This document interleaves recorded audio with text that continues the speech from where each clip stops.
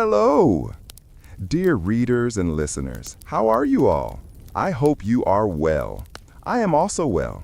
But if you like this video and subscribe to this channel, Boring History for Sleep, then we will be even better. So those who have not yet liked and subscribed to the channel, like and subscribe now and press the bell icon. Let's go back to the story without saying much. Chapter 1. The Silken Silence of Eriador. The kingdom of Eriador was famed throughout the Whispering World for its unparalleled quiet. It wasn't a kingdom of silence imposed by fear, but one cultivated by choice and deep reverence for the night. High above the valley, the palace of King Theon sat not on a harsh granite peak, but nestled within a bowl of ancient, moss-covered hills. On this particular evening, the air carried a cool, soft breath, the gentle, rhythmic wind of the Valley of Slumber. The moon, a perfect, luminous pearl, cast shadows of deep indigo and soft silver across the polished marble floors of the great sleep hall. King Theon himself was not asleep. He walked slowly, his steps nearly noiseless, on a path of specially woven deep blue silk runners. The hall was immense, its ceiling vaulted and painted with constellations that moved just barely in the dim, perpetual glow of suspended milk-glass orbs. These were not chandeliers, they were sources of diffuse, calming light that never allowed a single sharp shadow to form. The king paused by a massive window, which looked out onto the gardens of Unwinding. These gardens were planted solely with flowers and herbs known for their soporific, calming properties. Deep purple nightshades, harmless in this enchanted space. Silvery green moon petals, and thick beds of sleepy lavender. The fragrance drifted in, a heavy, warm blanket of scent. He listened to the sound of the palace. It was a symphony of near silence. He could faintly hear the low, steady hum of the geothermal springs beneath the castle, which kept the walls eternally cool and the air perfectly temperate. He could also detect the slow, deep breathing of the royal guards, trained over generations to patrol without a single clank of armor or scrape of boot. Inhale, exhale, a quiet, living rhythm. Theon moved to his personal alcove. It contained no throne, only a single, perfectly balanced rocking chair carved from smooth, pale birchwood. He sat, and the chair began to rock with a slow, almost imperceptible momentum, a gentle, hypnotic sway. He picked up a small, heavy stone, a piece of sleep quartz mined from the deepest Eridorian caves. It was cool and utterly smooth, absorbing all nervous energy. He turned it over and over in his palm, feeling the steady, calming weight. He closed his eyes, inhaling the sweet garden air. He thought of the kingdom, not in terms of politics, but in terms of its peace. The farmers were asleep, the river flowed with a gentle murmur, and even the castle cats slept curled tightly, their fur dark in the moonlight. The rocking chair continued its soft arc. Sway back, sway forth. The scent of nightshade and lavender deepened. The hum of the earth beneath his feet offered its quiet promise of stability. King Theon let the vast, soft silence of Eriador wash over him, carrying away every last flicker of thought, preparing the way for dreams as deep and ancient as the hills themselves. Chapter 2. The Queen's Quiet Tide. As King Theon settled deeper into the quietude of the sleep hall, a new gentle element entered the stillness. From a hidden passage behind a waterfall of softly woven silver tapestry emerged Queen Lyra. Queen Lyra, whose name meant lyre or harp, was the source of the kingdom's greatest enchantment, the rhythmic harmony of night. She moved with a grace so quiet that the air itself seemed reluctant to stir around her. She wore a robe of deep lavender silk that seemed to absorb any stray light, making her appear like a soft shadow gliding across the floor. She carried nothing but a small, smooth wooden bowl filled with freshly harvested night dew. This dew collected only from the largest leaves in the gardens of unwinding, and it was said to carry the pure essence of undisturbed rest. Lyra approached the pillars of Somnus, 7 colossal columns carved from a single dark porous stone. It was here that she performed the nightly ritual, ensuring the palace remained the quietest place in the world. She paused before the first pillar. The stone was cool to the touch. With utmost care, she began to slowly pour a thin, glistening stream of night dew down the face of the column. The liquid didn't splash or run fast. It was immediately absorbed by the porous stone, creating a faint, sweet, and cool mist that settled silently into the air. Pour, listen, pause. The ritual was mesmerizing in its slowness. As the mist settled, the subtle sounds of the palace, the distant hum of the springs, the occasional whisper of the night wind seemed to recede even further. The scent of cedarwood, which was previously faint, now seemed to deepen and wrap itself gently around the walls. King Theon watched her from his rocking chair, his eyes half closed. Her deliberate movements were themselves a form of meditation. He found himself focusing only on the soft, almost imperceptible sound of the dew being absorbed by the ancient stone. A sighing sound, low and deep, as if the earth itself was breathing easily. Lyra finished the 7th and final pillar. By now, the air was thick with the sleepy floral mist, and the profound sense of peace was palpable, flowing through the hall like a slow, quiet tide. She turned, her gentle gaze meeting Theon's. No words were exchanged. Words were too loud for this sacred time. She simply gave a slow, gentle nod, a silent acknowledgement that the kingdom was secured for the night. She then retreated the way she came, the silver tapestry falling back into place without a sound. The king smiled, feeling the powerful, comforting wave of peace created by her ritual. The cool air settled around him, the scent of the dew filled his lungs, and the gentle rock of his chair became the only movement left in his world. He closed his eyes completely now, the deep, comforting quiet pulling him down into the silent world of Eriador, ready for the dreamless sleep that awaited. Chapter 3. The Deep Well of Memory. King Theon had finally drifted beyond the edge of consciousness, guided by the sweet, cooling mist of the night dew. He was not dreaming in the usual sense, no fantastical beasts or dramatic quests. Instead, his sleep was a journey into the deep well of memory, the calmest, oldest part of his mind. In this deep sleep, he found himself standing not in the palace, but in a vast, silent, underground chamber. It was a space made entirely of smooth, dark obsidian rock, reflecting the light from a single, slowly pulsating heart of white crystal set high in the ceiling. The light was incredibly soft, painting the chamber in shades of warm pearl and midnight blue. The air here was still and heavy, possessing a comforting pressure, like being gently submerged in cool water. The only sound was the faint, distant echo of the geothermal springs he had heard earlier, now amplified into a low, monotonous, soothing thrumming. Thump, thump, thump. The purpose of this dream space was simple: to release the noise of the day.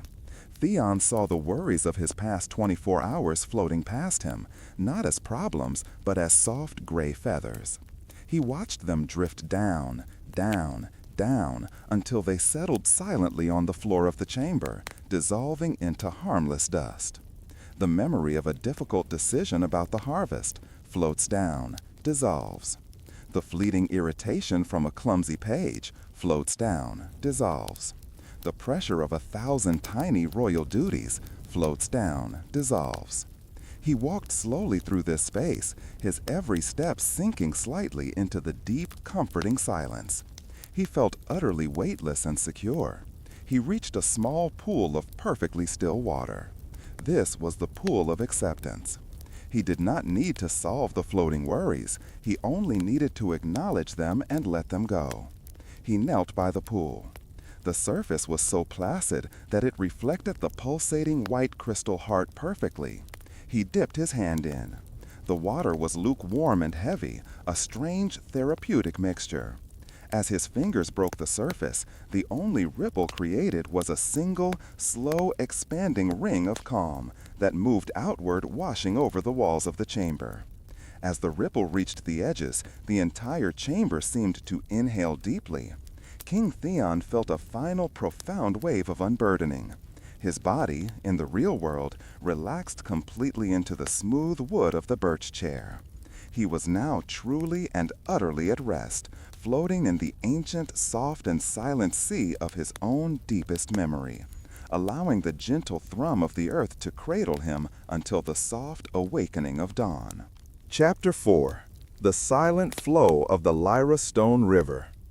Though King Theon and Queen Lyra lay deep in sleep, the kingdom of Eredor itself maintained its profound stillness. Our focus now drifts away from the palace and moves to the Lyra Stone River, a unique waterway that flowed silently through the royal grounds. This river was not fed by roaring mountain snowmelt, but by ancient, cool underground springs. Its name came from the riverbed, which was completely paved with smooth, flat, naturally occurring gray-blue slate stones, the Lyra stones. These stones were so perfectly placed and polished by the constant, gentle flow that the water moved over them without a single ripple or splash. The river flowed slowly, with the texture of thick, melted glass. It was so clear and placid that in the moonlight it didn't look like flowing water at all, but rather a long, liquid mirror reflecting the stars and the silent, dark shapes of the cypress trees lining its banks. Tonight, a lone night fisherman, a traditional guardian of the river, sat on the bank. He carried no rod or net. His duty was simply to listen to the silence. He sat cross-legged on a patch of soft river moss, his eyes closed. He could hear the almost non-existent sound of the water. It was a long, continuous shushing sound, like a breath held and slowly released over a very long period. Shh, shh. It was the auditory equivalent of deep relaxation. The air above the river was slightly cooler than the surrounding forest, carrying the crisp, clean scent of wet stone and low-hanging fog. Tiny nocturnal creatures, the silver moths of Eredor, fluttered silently above the surface, drawn to the reflected moonlight. Their wings moved without a whisper of sound, tiny luminous specks dancing in the reflected starlight. The fisherman raised his hand slowly and dipped a finger into the river. The surface yielded instantly, and the water felt silkily cold. The moment he withdrew his hand, the water immediately returned to its flawless, reflective stillness, erasing the tiny disturbance in an instant. He stayed there motionless, allowing the deep, unhurried flow of the Lyra Stone River to sync with his own breathing. He breathed in the cool air, and he breathed out any lingering tension. The sight of the silent, flowing stars in the water below him and the sound of the earth's endless, soft shush worked together to create a perfect, tranquil moment. The river, like the sleeping king, was in a state of calm, deliberate movement, a reminder that even when things are working, they can still be profoundly peaceful. Chapter 5. The Queen's Library of Dustless Pages. While King Theon slept soundly in the birch chair and the night fisherman watched the silent river, Queen Lyra's gentle spirit often lingered near the royal archives. This was no ordinary library. It was the Library of Dustless Pages, a place designed not for reading, but for the profound silence of stored knowledge. The library was circular, built deep within the oldest, thickest wall of the castle. The air here was perfectly still, always cool, and smelt faintly of aged paper and dried vanilla bean. There were no windows, ensuring total darkness when the lights are out, and the walls were lined with thick, shock-absorbing felt to trap the slightest echo. Tonight, a few flickering glowworms, kept in glass containers high on the shelves, provided the only illumination. Their light was barely enough to see, casting the tall wooden shelves into soft, blurry silhouettes. The books themselves were organized not by subject, but by weight and color, creating a visual gradient that was deeply calming. The heaviest, darkest tones were at the bottom, lending a sense of anchored stability to the room, while the lighter, pale manuscripts drifted towards the top. In the center of the room sat a single, enormous, slowly revolving globe. It was carved from dark jade and showed the world not with borders, but with patterns of night and day. As it turned, the shadows shift with agonizing slowly across its surface, a visual representation of the world's unhurried pace. Queen Lyra, though physically asleep, sometimes felt her consciousness drift here. She didn't seek to read any particular volume. Instead, she sought the collective, heavy silence of 1,000 forgotten stories. Imagine the quiet. Every thought, every emotion, every word ever written in these volumes was now utterly still, trapped peacefully within the fibers of the paper. It was the silence of potential, the deep rest before creation. A single ancient velvet curtain, woven specifically to absorb sound, even a sharp sigh would fail to penetrate it. The feeling within the library was one of absolute containment and protection, a comforting enclosure against the noise of the outside world. The glowworms pulsed softly. The heavy globe spun its slow, endless orbit. The queen's ethereal presence felt the peace of the dustless pages, letting the weight of all the world's knowledge act as a ballast, sinking her deeper into secure, perfect rest. This silence was not empty. It was full of quiet, waiting potential. Chapter 6. The Blanket of Peace. As the deep silence permeated the palace and the river flowed without a sound, the peace extended its reach across the entire kingdom of Eridor. The enchantment wasn't meant only for the royalty. It was a gift of tranquility for all who lived under King Theon's benevolent rule. In the small, thatched-roof cottages scattered through the valley, the villagers lay deep in rest. Imagine the stonemason's house. The mason, whose hands were rough and calloused from a day of shaping granite, lay sprawled on his simple pallet. His breathing was deep, slow, and even, a soft, repetitive whoosh of air. His worn tools lay silently in a wooden box by the door. Even the metal of the hammer seemed too tired to rattle. Next, picture the baker's family. The baker, usually bustling and smelling of yeast and heat, now slept beside the hearth. The fire had long since died down, leaving behind only a faint warm glow in the ashes and a residual smell of baked wheat, a comforting earthy scent. The baker's 2 young children slept tangled together, their small chests rising and falling in perfect unison. There were no nightmares here, only the soft, dark promise of the morning. Even the animals participated in this great sleep. The sheep in the low pastures were huddled together, their wool absorbing the moonlight, motionless. The castle dogs, usually alert, were curled tight near the main gate, their noses tucked under their paws, dreaming quiet, unexciting dreams of smooth meadows. The atmosphere in the entire kingdom was one of profound collective surrender. The burdens of life, the worries of the next day's labor, the small family squabbles, the anxieties of the changing weather were all put aside, suspended until the gentle return of the sun. King Theon, still resting in the sleep hall, felt this vast, interconnected peace. His final thought, before sinking into a sleep too deep for words, was the comforting certainty that every single soul in his care was safe, still, and utterly at rest beneath the blanket of Eridor's enchanted night. The moon continued its slow arc across the velvet sky. The Lyristone River flowed silently. The heavy volumes in the dustless library waited patiently, and the entire kingdom breathed one slow, synchronized breath of perfect peace. Story number 2, The Temple of Starry Winds. Chapter 1, The Ascetic King. King Theon of Eridor did not always rest in the great sleep hall. Once a month, under the quietest new moon, He undertook a short, meditative pilgrimage to the Temple of Starry Winds, located high on the plateau overlooking the kingdom.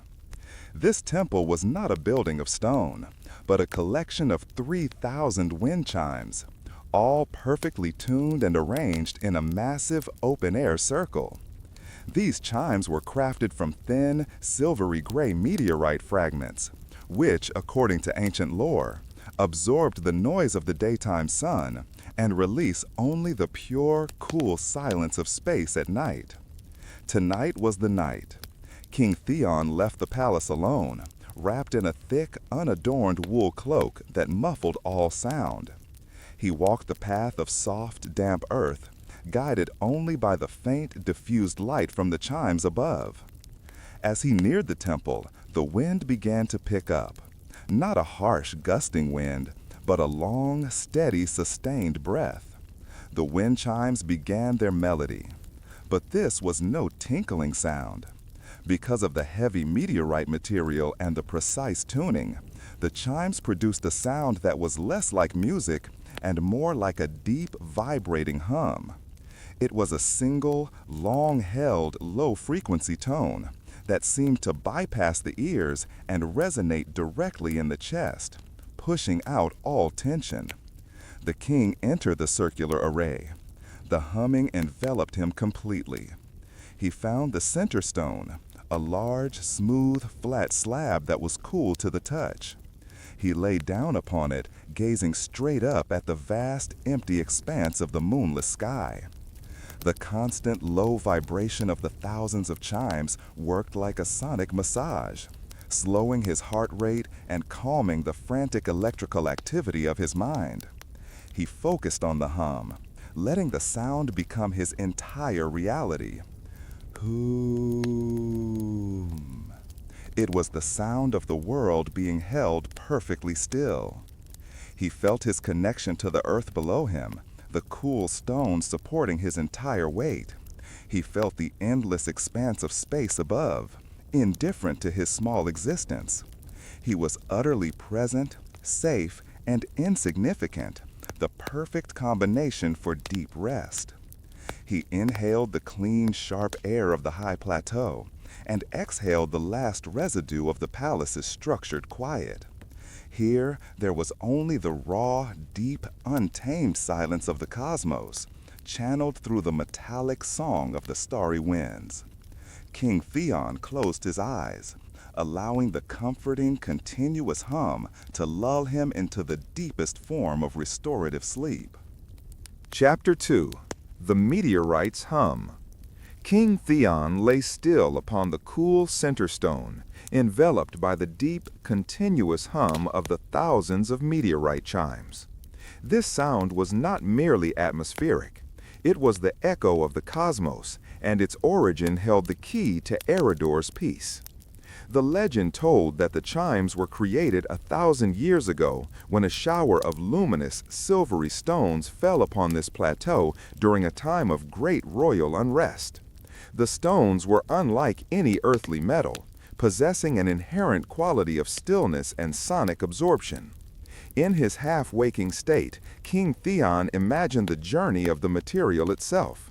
He envisioned the meteorite fragment, floating silently for millennia through the absolute vacuum of space, carrying the unbroken silence of the void, heating up and then cooling instantly as it entered Eredor's quiet atmosphere. He focused on a single, low-hanging chime, faintly visible in the dim light.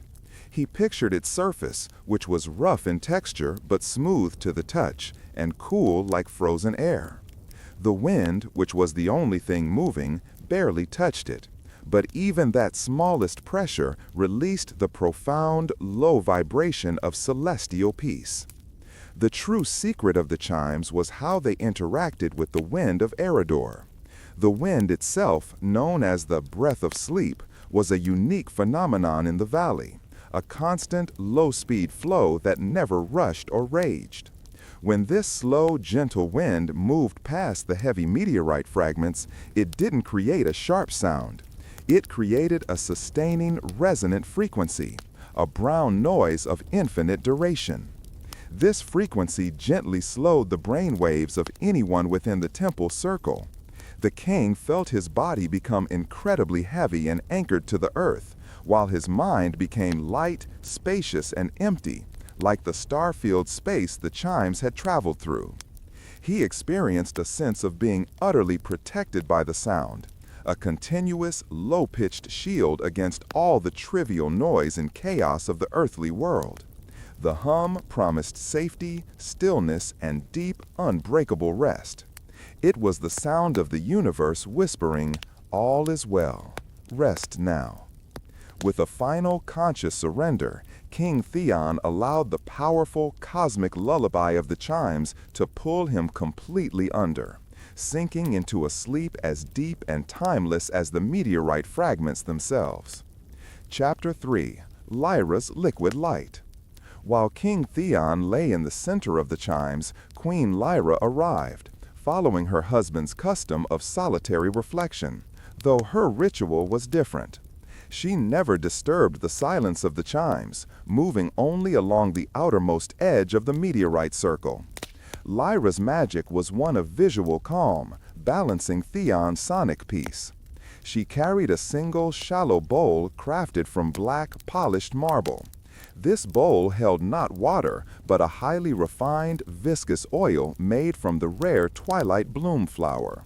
When exposed to the night air, this oil emitted a cool liquid light. As she walked the perimeter, she used a tiny silver spoon to carefully place 7 small droplets of this liquid light onto 7 flat, dark stones placed precisely around the circle. The oil did not burn or flicker. Instead, each droplet expanded slowly, forming a perfectly still, glowing blue-white pool on the stone. The light was motionless and steady, offering the ultimate visual anchor in the shifting shadows of the night. The effect was profoundly soothing.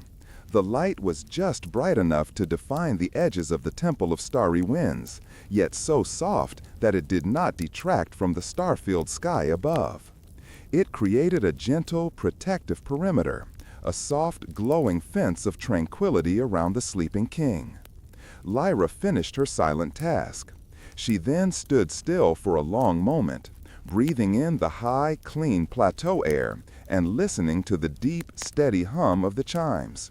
She watched the unchanging glow of the liquid light. The combination was perfect. The deep, physical thrum of the chimes resonated with the body, and the still, cool glow of the oil quieted the eyes. Having secured the perimeter and offered her quiet protection to the king's rest, Queen Lyra took a single, slow bow towards the center stone. Then she departed the way she came, her figure dissolving silently back into the dark path, leaving the king cradled by the eternal hum and the steadfast liquid light. The king, though asleep, felt the shift in the environment, a final settling comfort. The gentle, silent glow affirmed that he was safe and observed, allowing his consciousness to sink even further into the deep, restorative sleep provided by the celestial song. Chapter 4. The Hermit's Stone Garden. High above the Temple of Starry Winds, hidden in a small, naturally formed hollow, lived the silent hermit, Master Kalen. His sole purpose for over a century was the maintenance and attunement of the meteorite chimes, a task requiring absolute stillness. Master Kalen's home was not a hut, but a carefully arranged stone garden. He slept outside, protected only by a thick, dark canvas draped over a few pieces of smooth, warm driftwood. His bed was a simple mat of woven rushes placed upon a bed of small, cool, perfectly round river stones. Tonight, as the deep hum of the chimes resonated across the plateau, Master Kalen lay on his stone bed. The cool, heavy weight of the stones beneath him offered a comforting grounding sensation, holding him steady against the ethereal vibration of the chimes. He wasn't fully asleep, but rather in a state of deep meditative vigilance. His mind was spacious and clear, a vast, empty blue sky. He performed his nightly mental ritual. He visualized the gentle breeze moving from the west. He mentally checked the tension of every single chime wire. He ensured the resonant frequency remained unbroken and pure. The air around his simple sleeping space smelled faintly of dried pine needles and ancient mountain rock, a clean, sharp, yet profoundly earthy fragrance. He could hear the tiny, rhythmic shuffling of the loose stones under his mat as his body adjusted slightly, a sound so small it was immediately absorbed by the quiet expanse of the night. He turned his attention to the moonless sky. Above him, the Milky Way was a breathtaking, soft cloud of starlight. He felt the immense, silent scale of the cosmos pressing down gently upon the earth, a soothing weight that eased all anxiety. Master Kalen knew that the chimes, King Theon, and the entire sleeping kingdom were now perfectly aligned. The sound of the cosmos was creating the silence on earth. His duty was done. He allowed the gentle, cooling pressure of the stones beneath his body and the constant, low rhythmic hum above to finally pull him into the deepest, most effortless form of sleep, where he dreamed of nothing but stillness and peace. Chapter 5. The Return of the Soft Light. The deep, continuous hum of the meteorite chimes began its slow, subtle descent into silence. It was not a sudden stop, but a gradual fading, a sound that smoothly transitioned into the absence of sound, as if the night itself was sighing softly. King Theon, who had been held securely in the profound cosmic sleep, felt the change immediately. The heavy, protective weight on his chest lifted, replaced by a feeling of lightness and perfect restoration. He slowly opened his eyes. The Temple of Starry Winds was no longer shrouded in moonless darkness.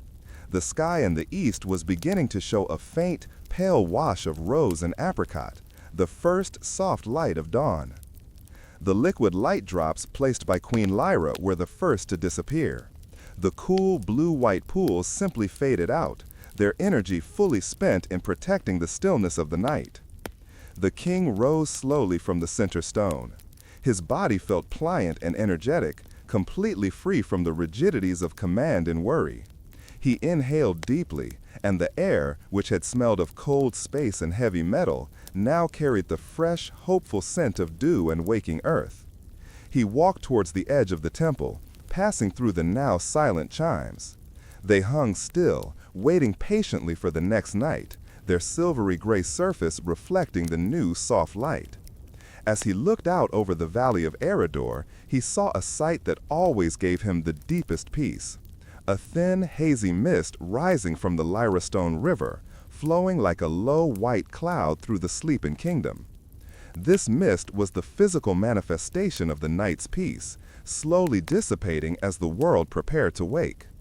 He knew that down in the palace, Queen Lyra was already awake, performing her morning ritual of gently opening the velvet curtains to let the soft light enter the great sleep hall, welcoming the new day without haste or sudden noise. King Theon began his silent, solitary walk down the hillside. He carried no worries, no plans, and no heavy thoughts. He carried only the deep, unbroken silence of the stars, ready to face the day from a place of perfect rest. The kingdom of Eridor was beginning to stir, not with a jarring start, but with a slow, peaceful unfurling, guaranteed a beautiful, calm start thanks to the silent night given by its king and queen. History number 3. The Pharaohs' Desert Silence. Chapter 1. The Sunken Courtyard. The air in the palace of Pharaoh Neferu was not cool like Eridor's, but warm and dry, carrying the faint, comforting scent of sandalwood and desert rose. The kingdom rested beside the vast, slow-moving Nile River, but Pharaoh Neferu's true retreat was in his sunken courtyard of obsidian. This courtyard was built 20 feet below the ground, sheltered from the noisy city and the harsh desert winds. It was walled with perfectly smooth dark obsidian stone, which absorbed all residual heat and sound, making the space cool and profoundly silent. As the midnight hour approached, Pharaoh Neferu descended the wide, silent steps. The only light came from a single large bowl of oil placed in the center, which emitted a steady, flicker-free golden glow. The light was so constant it seemed painted onto the air. In the center of the courtyard lay a shallow pool, not of water, but a fine, cool, river-washed sand imported specifically from the Nile's most tranquil bend. Neferu lay down slowly on this sand, wearing only a light linen tunic. The sand was cool and soft, molding instantly to the contours of his body. He felt the weight of the warm Egyptian night press down gently, a heavy, reassuring blanket. He closed his eyes and listened. The silence here was so complete that he could hear the slow, rhythmic pulse of his own blood in his ears, a steady, biological lullaby. He focused on the scent of the warm, silent sand beneath him. He imagined each grain was a tiny minute of time, stretching back thousands of years into Egypt's past, carrying the ancient, enduring peace of the river and the desert. He was utterly grounded, anchored by the ancient earth itself. The pharaoh allowed the profound silence of the obsidian walls to block out all thoughts of the day, the royal decrees, the harvest logistics, the endless court petitions. He only registered the steady, unchanging glow of the oil lamp and the cool, enveloping hug of the sand. He let the timeless, silent comfort of the ancient land pull him down, down into a deep, dreamless Egyptian rest. Chapter 2. The Queen's Quiet Current. While Pharaoh Neferu rested soundly in his sunken courtyard, his queen Hetepheres maintained her own ritual of peace. Her chamber was situated high in the palace, oriented to catch the gentle northward flow of the great Nile River. Unlike the pharaoh's deep silence, Hetepheres sought the sound of steady, unhurried movement.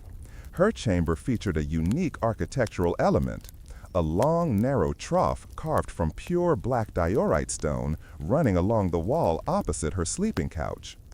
Every night, a small, continuous stream of water, drawn directly from the Nile, flowed through this trough. It was not a gushing stream, but a slow, liquid ribbon, moving with the exact measured pace of the great river itself. The air in her chamber was infused with the scent of fresh river reeds and earthy dampness, contrasting beautifully with the palace's dry sandalwood. This scent was deeply grounding, a reminder of the life-giving, rhythmic power of the Nile. Hetepheres closed her eyes and visualized the source of the sound, the vast, dark body of the river, flowing steadily through the millennia, carrying all the world's chaos away towards the sea. She imagined her own thoughts and worries, the details of diplomacy, the preparations for the festivals, were tiny boats floating on that immense, silent current. The memory of a long negotiation drifts away. The worry about the next season's rains drifts away.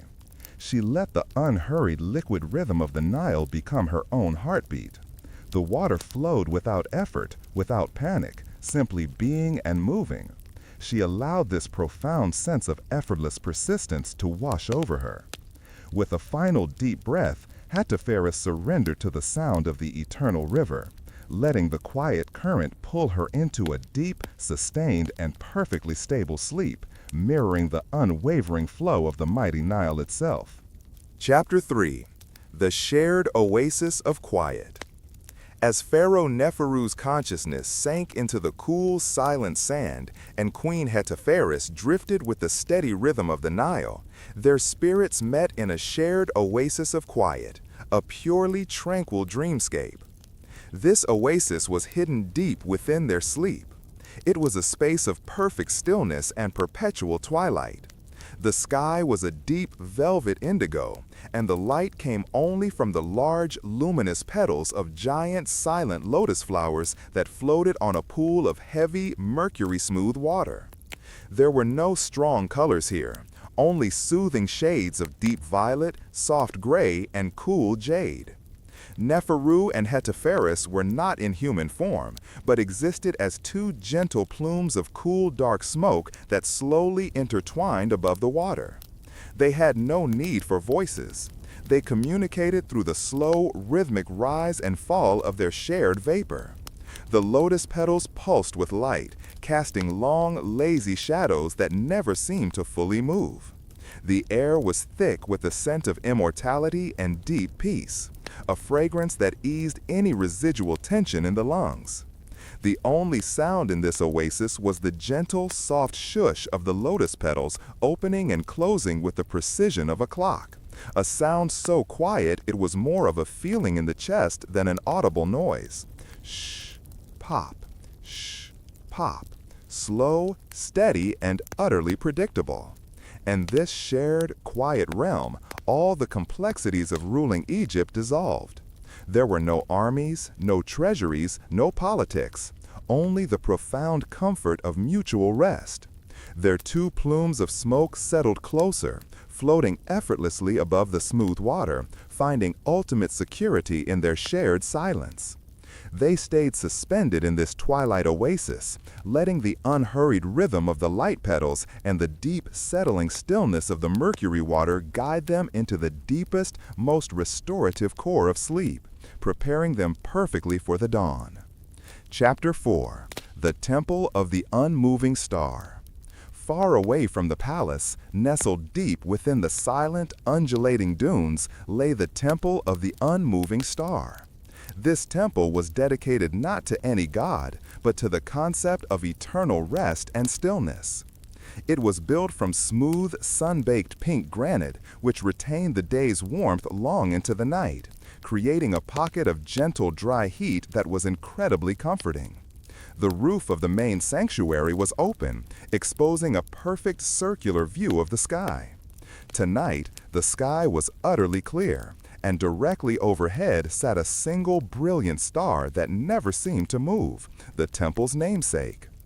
Inside the sanctuary, there were no statues or inscriptions. The floor was covered entirely with a deep layer of fine red desert sand. In the center, a single, smooth boulder of cool jade rested, serving as the meditation seat. A lone desert priestess, tasked with maintaining the temple's quietude, sat upon the jade stone. Her eyes were closed, and her breathing was so shallow and slow that she seemed almost a part of the stone itself. The only movement was the slow, barely perceptible drift of the red sand on the floor, caused by the faintest whispers of wind finding their way past the thick walls. The sand grains moved with a soft, dry hissing sound. Shh, shh, shh. A continuous, low-level sound that acted like a sonic shield against intrusive thoughts. The priestess focused on the comforting heat rising from the granite walls and the cool stillness of the jade stone beneath her. She felt perfectly balanced between warmth and coolness, movement and stillness. She spent her vigil focusing on the unmoving star above. She imagined that its light, traveling across the vast, empty space, was carrying pure, ancient silence directly down into the temple. She allowed that silence to fill her lungs, her mind, and her body. The dry, warm air, the steady hiss of the sand, and the silent, anchoring light of the star worked together to create a space of profound, uninterrupted peace. The priestess, having secured the stillness of the desert, drifted into a sleep as quiet and unchanging as the star above her. Chapter 5. The Return of the Softest Light. The deep peace that settled over Egypt began its gentle withdrawal as the first faint, pearly gray light touched the eastern horizon. In his sunken courtyard, Pharaoh Neferu felt the cool desert sand subtly shift its temperature. It was now less heavy, less consuming. The rhythmic pulse of his own blood, which had been his only sound, began to subtly quicken, preparing him for the day. The large central bowl of oil, which had glowed steadily all night, began to dim, its flicker-free light receding smoothly back into the black marble. Neferu slowly opened his eyes, feeling utterly rebuilt and refreshed. He felt the ancient stillness of the obsidian walls had been transferred directly into his spirit. High above, in her chamber, Queen Hetepheres also sensed the change. The slow, whispered current of the Nile water in her diorite trough did not stop, but its sound seemed to soften and recede against the rising ambient light. The rhythm's river, which had guided her sleep, now became the gentle metronome for her waking. She rose, feeling the unhurried stability of the Nile current still flowing within her. She walked to her window and looked out. The vast desert, which had been dark and silent, was now bathed in a calm, golden glow, a light that was warm but not yet harsh. Pharaoh Neferu ascended the silent steps from his courtyard, and Hetepheres descended from her chamber.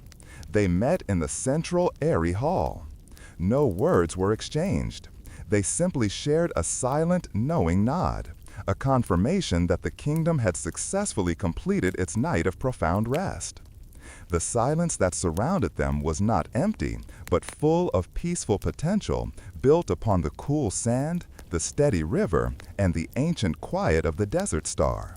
The king and queen were ready to face the warm Egyptian day, grounded and refreshed by their shared hours of desert silence. Story number 4. The Emperor's Cloud Tea Ceremony. Chapter 1. The Jade Chamber. In the vast, silent heart of the imperial city, beneath roofs tiled with deep azure blue, lay the sleeping quarters of Emperor Li of the Heavenly Dynasty. Emperor Li was known not for conquest, but for his pursuit of perfect mental stillness. His favorite retreat was the Jade Chamber, a small circular room built entirely of cool, polished green jade. The jade naturally kept the room several degrees cooler than the outside air and seemed to absorb any harsh noise, leaving only a soft, muted silence. Tonight, Emperor Li prepared for his ultimate ritual of rest, the Cloud Tea Ceremony. He sat cross-legged on a thin mat woven from silvery bamboo fibers.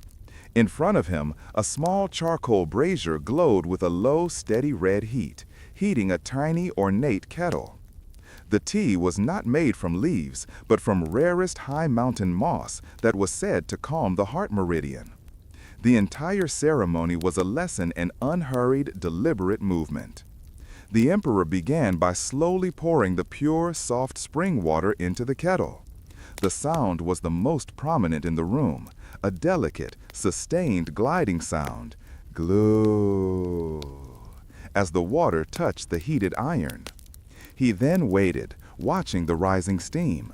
The charcoal brazier gave off a faint, clean scent of dry wood, mixing with the subtle, earthy aroma of the jade walls.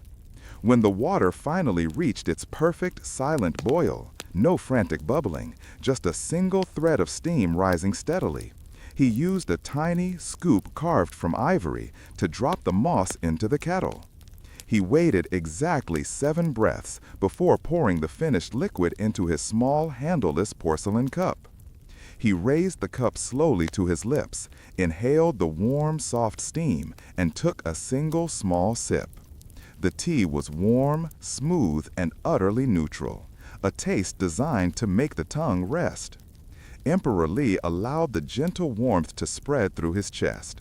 He focused on the slow, rhythmic rise of the soft red heat from the brazier. The smooth, cool jade beneath him, the simple warmth within him. It was a perfect internal balance. He placed the empty cup down with a deliberate, soft clink, the final, anchoring sound of the night.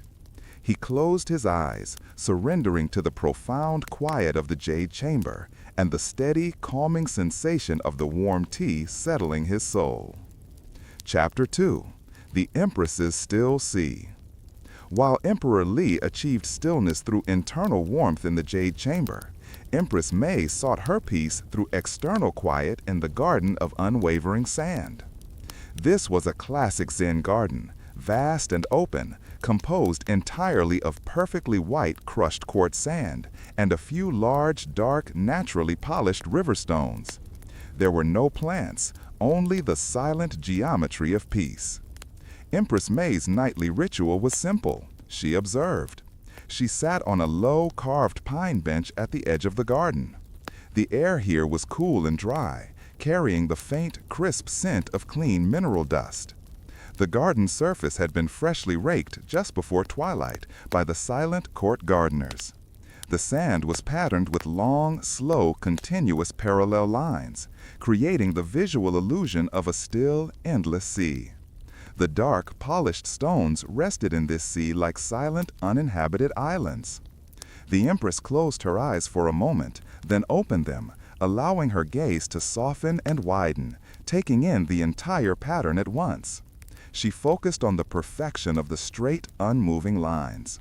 She imagined that the sea was her own mind. The long, straight raked lines were her thoughts, perfectly ordered and disciplined, running parallel and never intersecting into confusion. The dark stones represented the few core truths, anchors in the vast expanse of white. The silence here was total. The Empress could hear the faint, distant hush of the imperial city breathing in its sleep, a sound so muted it was instantly swallowed by the sheer, open space of the garden. She let her eyes slowly trace the lines from the horizon back toward her feet, then slowly from left to right. This visual meditation forced her mind into a state of rhythmic, calming observation. There was nothing to worry about, nothing to solve, only the beautiful, quiet pattern to appreciate. She sat until the coolness of the quartz sand seemed to emanate toward her, wrapping her in its deep mineral quiet. With a sense of profound visual order, Empress May finally closed her eyes, allowing the stillness of the garden of unwavering sand to guide her into a deep, disciplined, and utterly peaceful sleep. Chapter 3. The Stillness of the Dragon Pool. Beyond the formal gardens, nestled against a backdrop of dark, distant hills, lay the Dragon Pool, the largest body of water within the imperial grounds. This natural lake was known for its profound, glass-like stillness at night. Tonight, the pool was a perfect mirror, reflecting the vast, dark canvas of the sky and the hazy, soft glow of the highest lanterns in the imperial city. There was no wind near the water surface, preserving the perfect liquid reflection. The air by the lake was cool and heavy, with the scent of damp stone and dormant water lilies. A lone elder court musician, whose duty was the maintenance of silence rather than sound, sat on a low, smooth stone bench overlooking the pool. He held a small, unstrung kin on his lap. His hands rested lightly on the polished wood. His ritual was simple. He listened for the absence of sound. He focused on the glassy surface of the pool. He imagined the lake was a huge liquid mind, and its stillness was the perfection of meditation. The reflection of the sky was so sharp that it was impossible to tell where the water ended and the air began. A powerful visual cue for oneness and peace. The musician listened for any disturbance. A frog jumping, a fish breaking the surface, or a single drop of dew falling from a leaf. His entire being was geared towards maintaining the 0 point of sound. Occasionally, he would feel a very subtle, low hum coming from the depths of the lake, the sound of the earth's quiet tremor, a soft, grounding vibration. He would gently stroke the unstrung kin on his lap, mimicking this soft hum, but producing no audible sound, simply allowing the vibration to pass through the instrument into his palms. This deep, resonating quiet, combined with the endless, still reflection, brought him to a state of absolute calm. The musician felt his consciousness drift outwards, blending with the vast, dark stillness of the water and the sky above. He was utterly unmoved, undisturbed, and perfectly at peace, guarding the tranquility of the dragon pool until the first light of dawn. Chapter 4. The Soft Dawn of Harmony. The deepest hour of the night passed, and the extreme silence that blanketed the imperial city began its gentle, smooth retreat, yielding to the soft promise of dawn. In the jade chamber, Emperor Li stirred. He hadn't been awakened by noise, but by the gradual cooling of the charcoal brazier and the subtle, steady warmth of the cool jade walls around him. He slowly opened his eyes, feeling the profound quiet of the tea ceremony lingering in his bones. The stillness was not gone. It had simply moved from the room into his spirit. He rose with unhurried grace, his movements fluid and light. His mind was clear and spacious, like the unclouded sky over the dragon pool. Meanwhile, in the garden of unwavering sand, Empress May awoke. Her consciousness returned when the faint, early light began to subtly soften the sharp contrast between the white quartz sand and the dark stones. The geometric perfection of the raked lines remained, but the intense focus required by the visual meditation was no longer necessary. She stood, feeling the sense of perfect order and disciplined calm settle deep within her. The vast, silent sea of sand had grounded her entirely, leaving no space for confusion or worry. The Emperor and the Empress met at the Gate of Lesser Harmony, their designated meeting point before the start of the day. As always, they exchanged no words about their rest. Instead, they shared a small, silent bow, an acknowledgement that the night's rituals had been successful and the inner balance was perfectly restored. They walked together toward the main palace, the air now carrying the crisp, clean scent of dew and the first faint, distant call of a single mourning dove. The silence surrounding them was not empty or heavy. It was full of the tranquility of the dragon pool, the order of the Zen garden, and the warmth of the cloud tea. They were ready to govern the heavenly dynasty, anchored by the profound, peaceful quiet cultivated during the long Chinese night. Story number 5. The Baron's Hidden Conservatory. Chapter 1. The Glass House. High in the forested hills of the forgotten kingdom of Ethelgard, where snowmelt fed silent, moss-covered streams, stood the ancestral home of Baron Elmsworth. This was not a fortress of stone, but a refuge dedicated to gentle preservation and quiet study. The Baron's pride was his hidden conservatory, a vast glass-domed structure built into the side of the hill, facing the eternally dark north. The glass panes were tinted a deep, calming sapphire blue, filtering the daylight into perpetual twilight and absorbing harsh outside sounds. Tonight, Baron Elmsworth sat within the conservatory. The air was warm and humid, carrying the heavy, sweet, drowsy scent of exotic, cold-climate ferns and night-blooming orchids. The Baron sat beside a large, slowly rotating pedestal made of black iron. On the pedestal rested a single, large, perfectly smooth sphere of smoky quartz. This stone was said to absorb and neutralize all anxiety and negative energy. The Baron did not hold the stone. His ritual was to simply observe its slow, continuous rotation. The pedestal turned with a mechanical smoothness that made no sound, forcing the eye to track the unhurried, hypnotic motion of the sphere. He focused on the reflection of the sapphire glass in the quartz. As the sphere turned, the blue reflection seemed to slowly stretch and contract, a visual metaphor for time stretching and slowing down.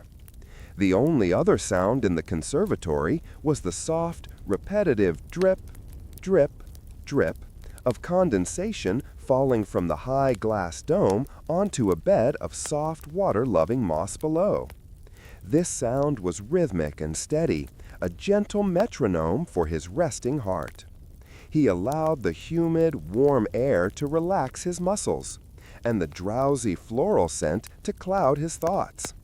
The silent, smooth rotation of the dark quartz sphere captured his entire attention, pulling his mind away from the day's worries and into a state of deep, hypnotic calm.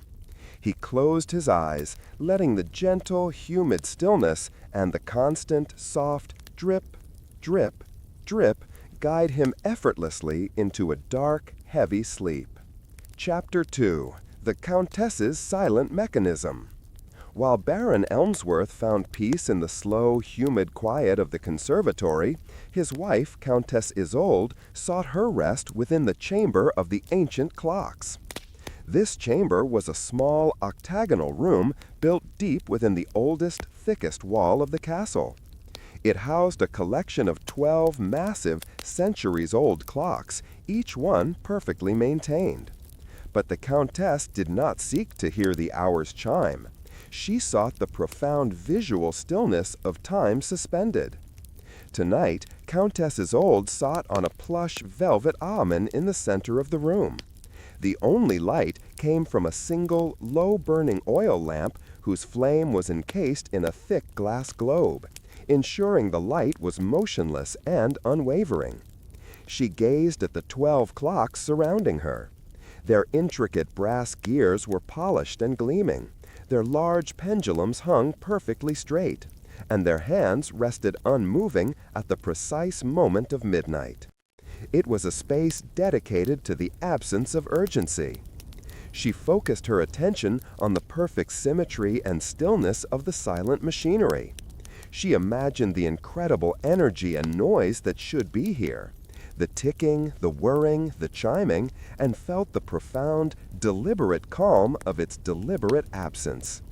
The silence was heavy and reassuring, like a blanket woven from velvet. The air in the chamber was cool, dry, and carried a faint, clean scent of metal oil and old oak wood. This clean, technical aroma was grounding, contrasting with the soft comfort of her velvet seat. Isolde closed her eyes and let the visual image of the still clock hands imprint on her mind. She visualized time as an endless, calm lake, utterly unmoving. She felt her own restless thoughts, like frantic clockwork, slowing down, syncing with the silent, steady pace of the eternal midnight captured around her. The coolness of the room, the scent of the metal, and the profound quiet of the suspended time pulled the Countess into a deep, disciplined, and utterly stable sleep, guarded by the stillness of the 12 silent mechanisms. Chapter 3. The Fountain of Silent Waters. Deep within the castle's foundations, far beneath the bustle of the waking world, lay a small, vaulted stone chamber dedicated solely to the sound of absolute, unhurried water. This was the Fountain of Silent Waters. The chamber was perpetually cool and dark, smelling faintly of wet limestone and fresh mineral springs. The walls were lined with thick, ancient tapestries woven from dark, heavy wool designed to absorb any and every echo. In the center stood the fountain, not a sculpture, but a simple, large basin of polished, dark marble. Water from the underground spring did not spray or gush. Instead, it entered the basin through a hidden inlet, creating a smooth, continuous, silent overflow over the rim. The sound the water made was unique, a single, low, continuous shh, like a silk sheet being slowly, endlessly drawn across a stone floor. It was the sound of movement without any sudden interruption. A lone castle scribe, whose task was to record the phases of the moon and the onset of winter silence, sat on a cool, carved stone ledge near the basin. He did not write at night. He simply breathed and listened. He focused on the unbroken flow of the water. He imagined the water was the flow of time itself, steady, unhurried, and unstoppable, but profoundly peaceful. He allowed the continuous, soothing shh sound to smooth the edges of his conscious thought. He placed his hands flat on the cool stone ledge. The coldness was grounding and clarifying, contrasting with the comforting humidity of the flowing water. He took slow, deep breaths, synchronizing his breathing with the endless, fluid movement of the water passing over the marble rim. The entire chamber felt like a sanctuary of liquid peace. The quiet sound, the cool temperature, and the heavy darkness combined to create a sense of being completely protected and submerged in tranquility. The scribe let the relentless, soft shh pull him into a profound and unwavering sleep, guarded by the castle's deepest, gentlest secret. Chapter 4. The Awakening of Stillness. As the deep, dark night passed, the silence that had so carefully guarded the inhabitants of Ethelgard began its gentle withdrawal. The shift was subtle, marked not by sound, but by light and temperature. In the hidden conservatory, Baron Elmsworth awoke. The sapphire-tinted glass dome, which had been perfectly black, now showed a faint, uniform, pearlescent gray. The perpetual twilight was beginning to lift. The large smoky quartz sphere on the pedestal continued its silent, unhurried rotation, but its reflection now absorbed the soft dawn light instead of the deep night shadows. The Baron rose, feeling the restorative energy of the humid air and the quiet, hypnotic motion. The anxiety absorbed by the quartz was gone, leaving his mind feeling clean and spacious. Meanwhile, in the chamber of the ancient clocks, Countess Isolde stirred. She was awakened by the subtle change in the air scent. The metallic oil aroma was now touched with the freshness of the early morning. The 12 clock still stood at silent midnight, but the light filtering into the room confirmed that the true time had advanced. She rose from the velvet ottoman, feeling the disciplined calm of the suspended time holding her steady. Her thoughts, which had been frantic like turning gears, were now slow and deliberate, aligned with the silence of the ancient mechanisms. The Baron and the Countess met on the central stone staircase. They did not speak of their perfect sleep, but acknowledged it with a shared, soft gaze, a quiet understanding of their restored balance. As they walked towards the morning light, they heard the gentle, rhythmic shh sound from the deep fountain of silent waters fading into the castle's ambient peace. The sound was no longer needed for sleep, but it remained as a quiet assurance that the castle's foundation was steady and the flow of life was unhurried.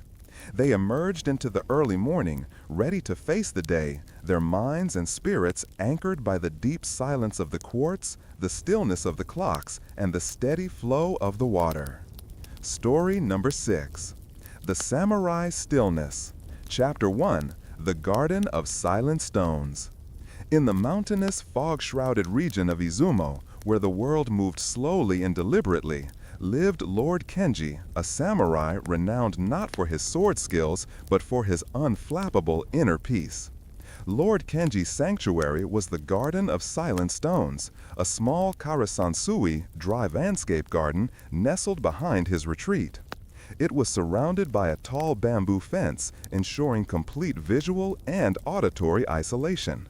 The garden floor was meticulously covered with fine gray gravel and 17 smooth, dark river stones. Tonight, Lord Kenji sat on a veranda overlooking the garden. The air was cool and crisp, carrying the sharp, clean scent of wet pine and distant, cold mountain air. His ritual was simple. He used his mind to rake the gravel. He closed his eyes and vividly imagined a single, slow, continuous stroke of a wooden rake moving across the garden floor, starting at the far edge and moving slowly toward him. He focused on the imagined soft, granular shh sound the gravel made as it was perfectly smoothed. He concentrated on the unhurried, precise motion of the rake, ensuring the imaginary lines were absolutely straight and parallel. He then opened his eyes and gazed at the 17 stones. He focused on their solid, unmoving stability, anchors in the vast, still sea of gray gravel. He mentally assigned a worry or distraction to each stone, and then, one by one, he mentally dismissed the worry, leaving the stone behind as merely a shape of silent, cool matter. The only real sound was the gentle, rhythmic, distant sigh of the bamboo fence, swaying slightly in the faint night breeze, a soft, natural sound that matched his own slow breathing. Lord Kenji allowed the mental precision of the raking and the quiet stability of the stones to settle his spirit completely. He inhaled the cold, clean air and exhaled all mental fog. He let the profound, controlled stillness of the Japanese night pull him effortlessly into a deep, meditative sleep. Chapter 2. The Lady's Chamber of Stillwater. While Lord Kenji found stillness through the disciplined emptiness of the garden, his wife, Lady Miyako, sought her quiet within the Chamber of Stillwater.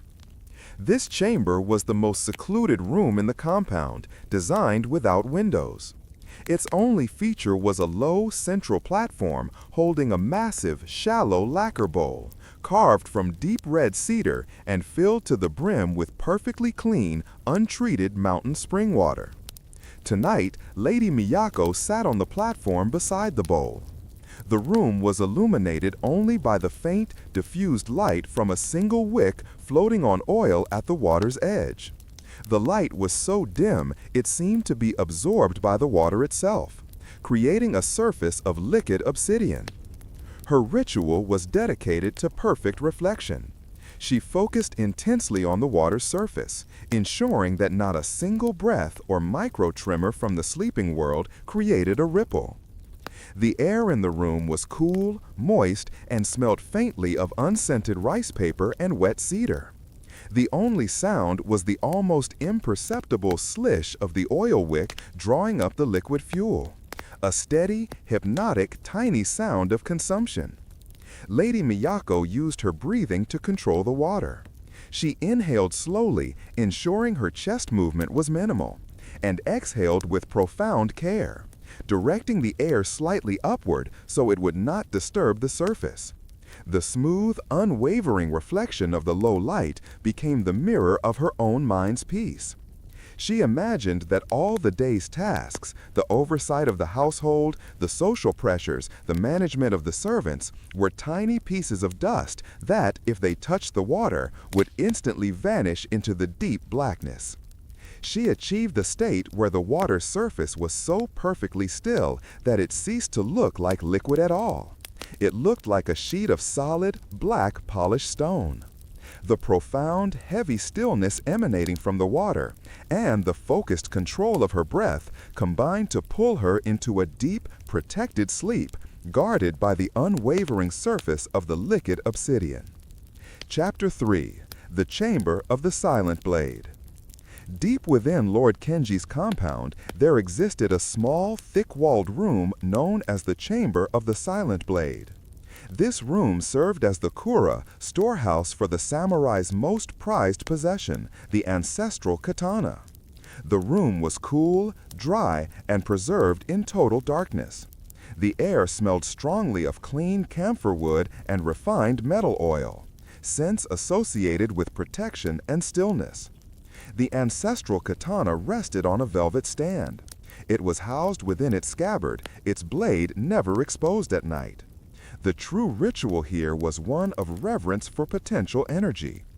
A lone ronin, masterless samurai, devoted to guarding the peace of the compound, stood vigil. He did not move, sitting in seizup, formal kneeling, posture, his eyes closed. His presence here was dedicated to absolute, unmoving stillness. He focused his entire attention on the silent sword. He imagined the incredible, sharp potential of the blade, yet recognized that in the current moment it was completely at rest, contained, and harmless. This duality, power held in perfect stillness, was the core of his meditation. The only sound in the room was the slow, quiet creak of the ancient camphor wood stand as it subtly adjusted to the slight temperature changes of the night. This creak was so infrequent and soft that it only emphasized the vast stretches of profound silence between the moments. The ronin let the heavy, protective scent of the camphor fill his lungs. He felt the cold, hard floor beneath his knees, anchoring him to the earth.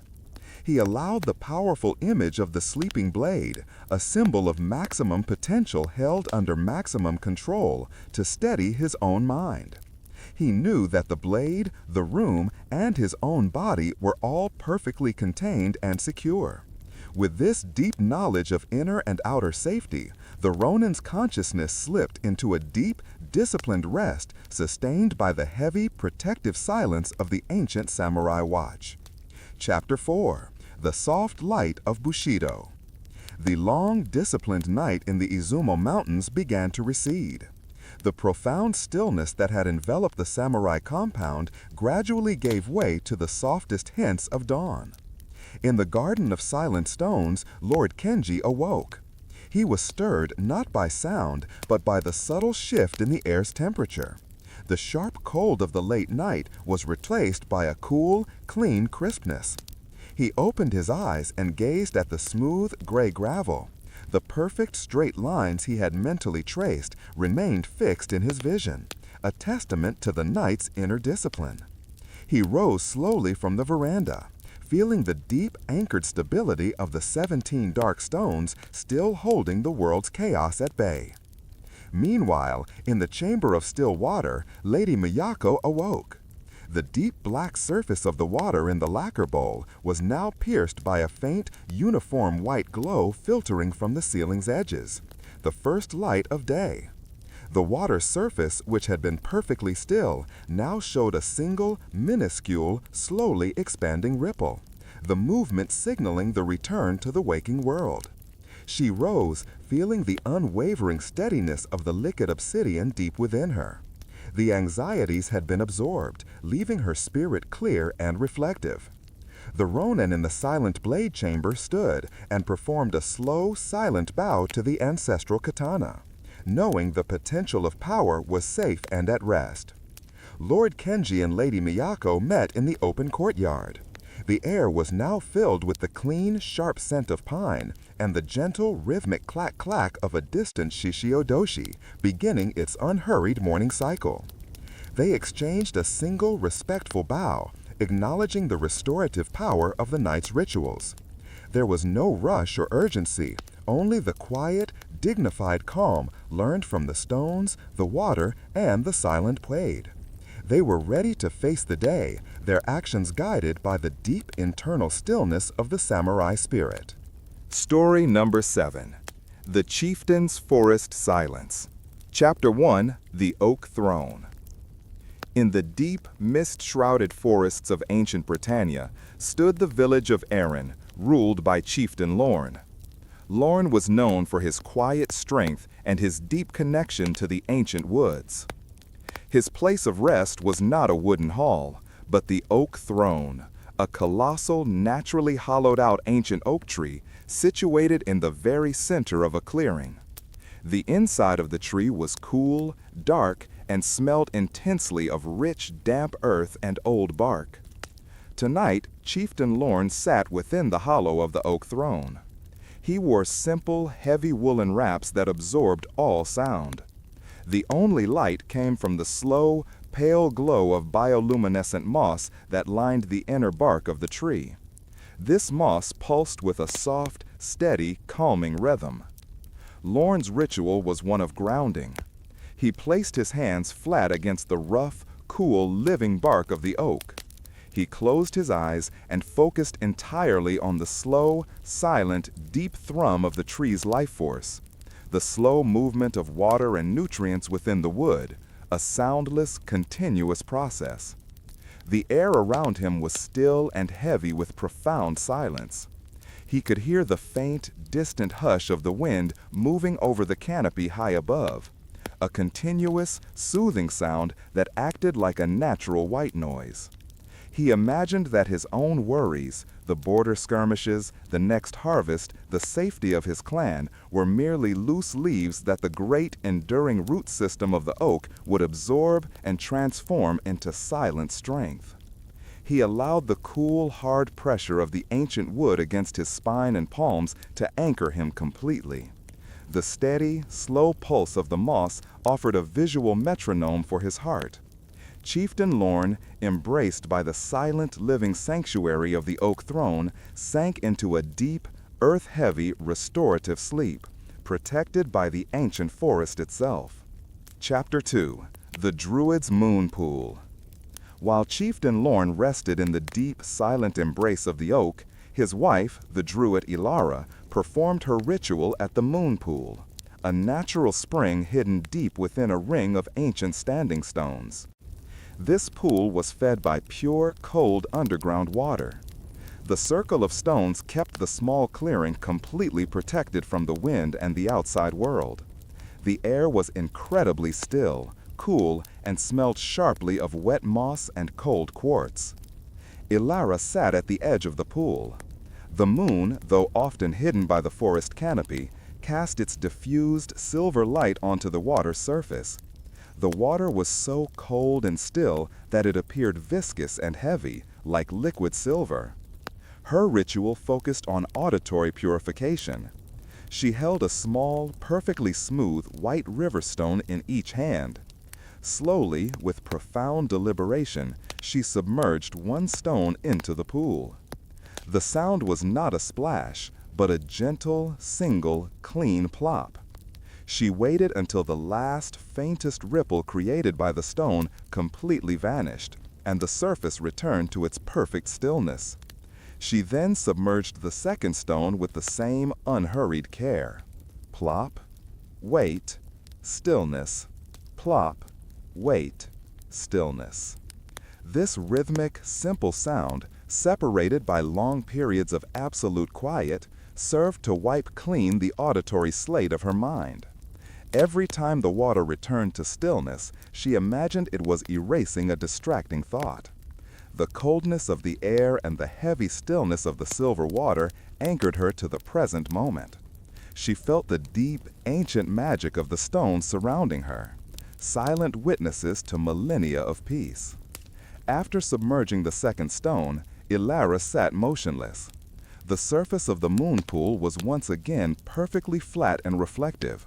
She allowed the profound silence that followed the final plop to absorb her completely, pulling her into a deep, clear, and unburdened sleep, protected by the ancient stones and the heavy, still silver water. Chapter 3. The Cairn of Silent Wisdom. Far deeper within the sacred woods, where the light barely penetrated, stood a circular mound of stones known as the Cairn of Silent Wisdom. This was the ancient open-air library of the Druids, where history was preserved not on parchment, but within the arrangement and coolness of the stones. The cairn was a spiral of flat, gray river stones piled low. The air here was incredibly dense and still, carrying a strong, earthy smell of minerals and ancient moss. A lone young seer who served as the keeper of the cairn sat near the center stone. His ritual was one of tactile peace. He slowly ran his open palm over the smooth, cold surface of the nearest stone. He focused on the profound, stabilizing coldness emanating from the stone, a coldness that spoke of timelessness and endurance. He imagined that every memory, every story, and every past event was safely locked within the crystalline structure, utterly silent and unmoving. The only sounds were the faint, slow creak of the ancient moss expanding and contracting on the stone surface, and the hollow tap of a single dewdrop falling sporadically on a bed of dry fern. Sounds so delicate they merely underlined the vast silence. The seer allowed the cool, unwavering pressure of the stone against his hand to draw out all internal heat and restlessness. He inhaled the heavy, mineral-rich air, allowing it to settle his lungs. He felt the entire weight of the silent history of the clan surrounding him, not as a burden, but as a deep, protective stillness. Anchored by the cold, heavy wisdom of the stones, and enveloped by the profound, ancient quiet of the deep forest, the young seer slipped into a heavy, deep, dreamless sleep, maintained by the enduring stillness of the earth. Chapter 4. The Soft Rise of the Mist. The deep, ancient stillness of the Celtic forest began its smooth transition back to the waking world. The darkness inside the hollows and cairns started to yield to the first soft, diffused gray light filtering through the thick canopy. In the oak throne, Chieftain Lorne stirred. He awoke not to sound, but to the subtle cooling of the inner bark against his back and the fading pulse of the bioluminescent moss. He rose, feeling utterly grounded and restored, the energy of the ancient tree now part of his own quiet strength. He stepped out of the hollow and into the clearing. The air was cold, damp, and perfectly clean. Meanwhile, at the moon pool, Druid Ilara awoke. The heavy, still surface of the water was now disturbed by the first gentle stirring of the morning air, creating the tiniest, most delicate ripple. The profound silence that followed the final plop of her ritual was replaced by the low, continuous hush of the rising mist.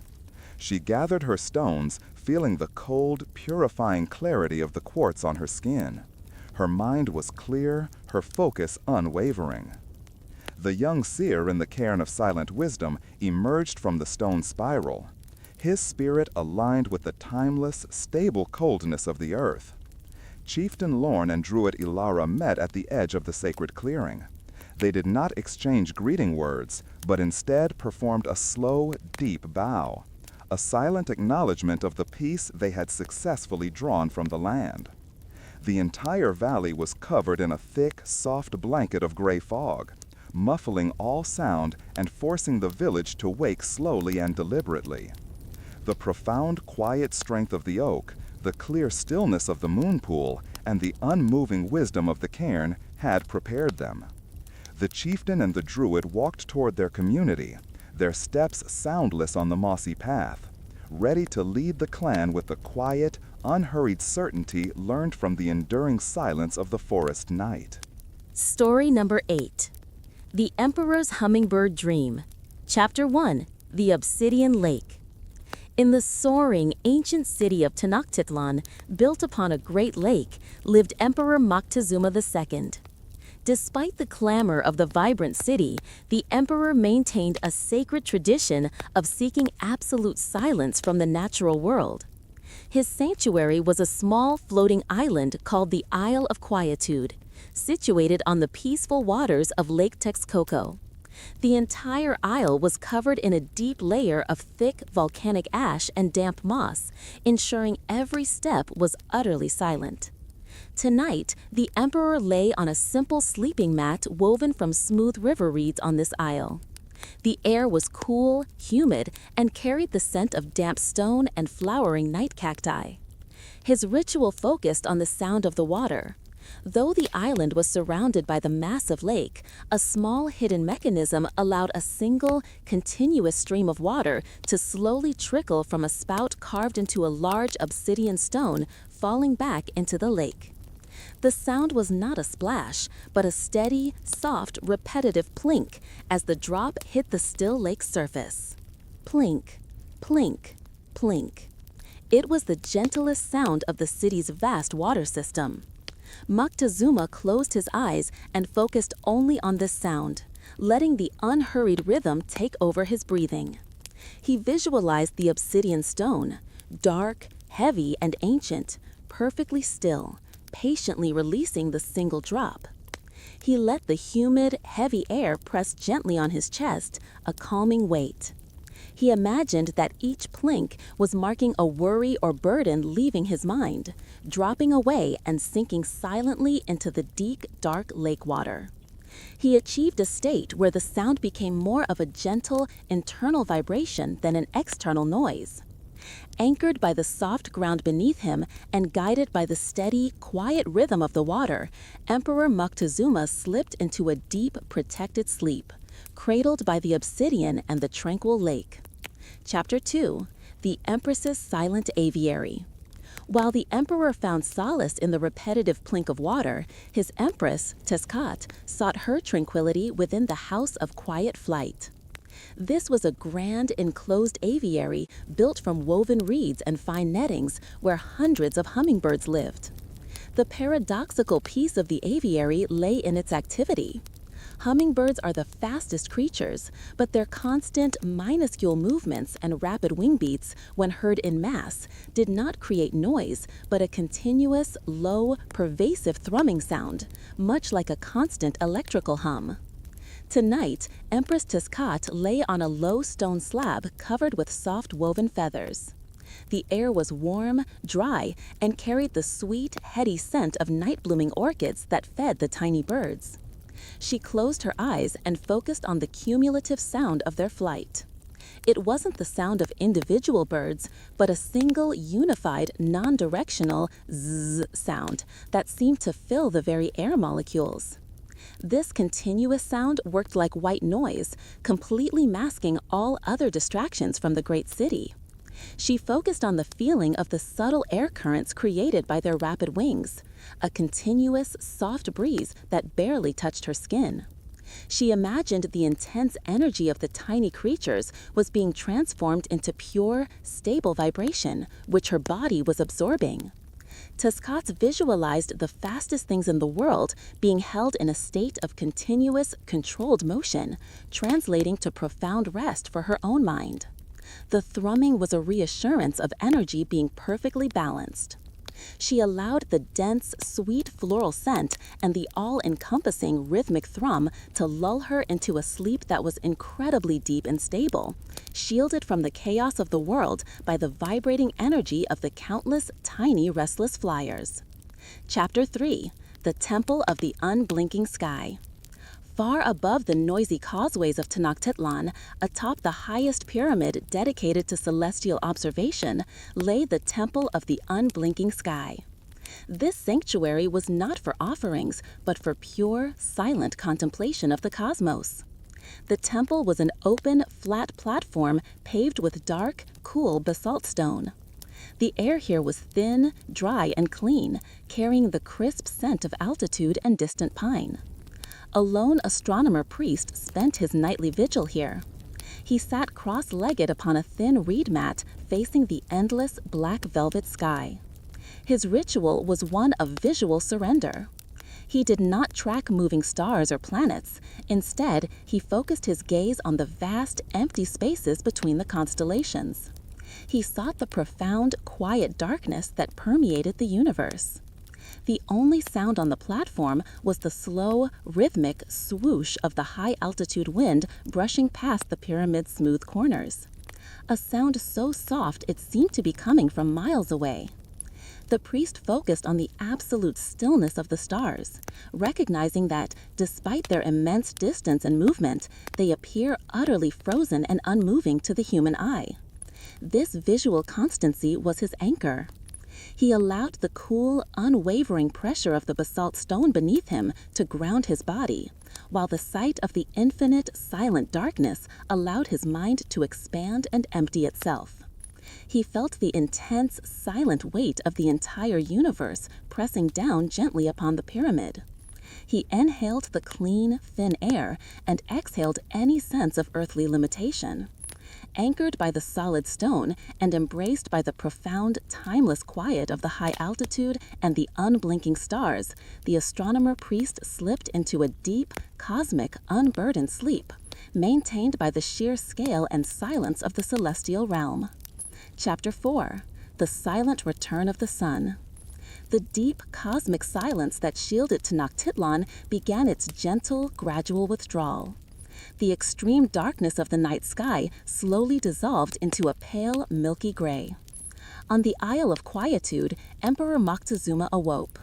He was stirred by the subtle cessation of the single hypnotic sound, which had now fully stopped trickling from the obsidian spout. He rose from the cool reed mat, feeling the anchored stillness of the heavy volcanic ash beneath his feet. His mind was clear and spacious, cleansed by the rhythmic plink of the lake water. Meanwhile, in the House of Quiet Flight, Empress Tiskat awoke. The unified rhythmic thrumming of the thousands of hummingbirds had softened, becoming individual, soft, preparatory chirps as the tiny creatures sensed the dawn. She rose from the stone slab, feeling the restorative energy of the continuous vibration holding her steady. The astronomer priest on the pyramid felt the cool basalt stone warm slightly beneath him, a sign that the unblinking sky had yielded to the immediate return of the sun. The emperor and empress met in the grand courtyard. The air was now filled with the clean scent of wet stone and the soft, swooshing sound of the early morning breeze over the vast lake. They exchanged a look of profound, silent understanding, their spirits rebalanced by the night's ancient rituals. There was no rush, no sudden demand, only the unhurried certainty learned from the single dropping plink of the water, the unified thrum of the tiny birds, and the vast, silent scale of the cosmos. They were ready to face the demands of the great city, their authority grounded not in noise, but in the unwavering quietude achieved during a long, silent Mesoamerican night. Story number 9. The Sultan's Hourglass Silence. Chapter 1: The Chamber of Falling Sand. In the heart of the magnificent moonlit city of Al-Hada, nestled against the vast, silent dunes, lived Sultan Tariq. His greatest treasure was not gold, but the perfect, predictable flow of time and silence. His nightly sanctuary was the Chamber of Falling Sand, a room entirely circular and built with thick, deep red sandstone which kept the intense heat of the day out and the silence of the night in. The air was dry, warm, and smelled faintly of cloves and cooled clay. In the center of the room stood a colossal hourglass, taller than a man, filled with millions of grains of perfectly uniform, fine white desert sand. Tonight, the Sultan lay on a low divan piled with soft patterned cushions. His ritual was to focus entirely on the continuous, steady flow within the hourglass. The only sound in the vast room was the singular, continuous, soft hiss of the millions of sand grains rubbing against one another as they fell through the narrow neck. Sss. It was a sound that was constant, rhythmic, and utterly non-directional. Sultan Tariq closed his eyes and allowed the unbroken hiss to fill his consciousness. He imagined that each grain of sand was a single, fleeting worry or concern from the day, a political squabble, a trade agreement, and that the neck of the hourglass was filtering them, transforming chaos into pure linear flow. The warm, dry air embraced him like a gentle furnace, relaxing every muscle. He felt the deep, unwavering rhythm of the falling sand sync with his own pulse, promising endless, predictable stability. He allowed the heavy, warm silence of the stone walls and the eternal hiss of the transformed time to pull him down, down into a deep, protected Arabian sleep, safe within the quiet flow of the giant hourglass. Chapter 2: The Queen's Quiet Reflection. While Sultan Tariq was cradled by the continuous hiss of the falling sand, his queen, Amina, sought her tranquility in the chamber of the still mirror. This chamber was open to the sky but sheltered by high marble walls, ensuring the space was perfectly still. In its center rested a large, shallow, polished copper basin filled with clear, cool water. This basin was designed not to reflect light brightly, but to act as a deep, dark, unmoving mirror of the night sky. Tonight, Queen Amina lay on a mat of woven palm leaves beside the basin. The air here was cool and damp, carrying the crisp scent of mint and damp earth, contrasting with the palace's dry perfumes. Her ritual focused on visual stillness. She gazed intently into the water's surface. The reflection of the vast, star-filled Arabian sky was so perfect and still that the water ceased to look like liquid. It looked like a deep, solid piece of silent, dark sapphire. She closed her eyes and then slowly reopened them, checking to see if the illusion held. The unmoving, solid reflection served as a powerful anchor for her mind. The only sound was the faint, rhythmic low whistle of the cooling desert air moving over the top of the high marble walls, a natural, soothing sound that seemed miles away. Queen Amina imagined that all her worries, the management of the palace, the well-being of the court, the endless daily demands, were tiny specks of wind-blown dust that would be instantly neutralized and absorbed by the heavy, silent surface of the copper mirror. She allowed the coolness of the water and the profound visual stability of the perfect reflection to wash over her. With a final, settling breath, the queen let the deep, unmoving calm of the night sky, captured in the copper basin, pull her into a deep, restorative, and perfectly stable sleep. Chapter 3: The Platform of Fixed Stars. High atop the palace's tallest tower, exposed fully to the cool, dry desert air, lay the platform of fixed stars. This space was paved with large, flat slabs of dark, unreflective slate designed to absorb any light and prevent echoes. This platform was not for observation with instruments, but for silent, spiritual alignment with the cosmos. A lone royal astrologer, responsible for maintaining the tranquility of this space, sat at the center. His ritual focused on the profound silence of distance. He did not track the moving planets. Instead, he focused his gaze entirely on the distant, unwavering light of the fixed stars. Stars so far away that their movement was imperceptible, symbolizing eternal stability. The only sound that reached the platform was a soft, dry hush of the desert wind, carrying fine sand across the marble edges, a sound so continuous and uniform that it became part of the silence itself. The astrologer closed his eyes, inhaling the sharp, clean air of the high altitude. He imagined that the cool, flat slate beneath him was his anchor to the stable earth, while the unmoving light of the fixed stars was his anchor to the eternal time. He let the vast, silent scale of the Arabian night wash over him.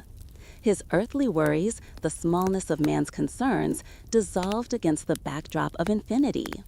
He allowed the feeling of absolute stillness and stability from the celestial realm to settle into his spirit. With a final, deep sense of cosmic grounding, the astrologer's consciousness yielded to the profound peace of the heavens, slipping into a sleep as deep and stable as the most distant fixed star. Chapter 4: The Silence That Remains. The deep, continuous silence of the Arabian night began its slow, gentle retreat. The stars above the platform of fixed stars faded into the soft, pale wash of the approaching sun. In the chamber of falling sand, Sultan Tariq awoke.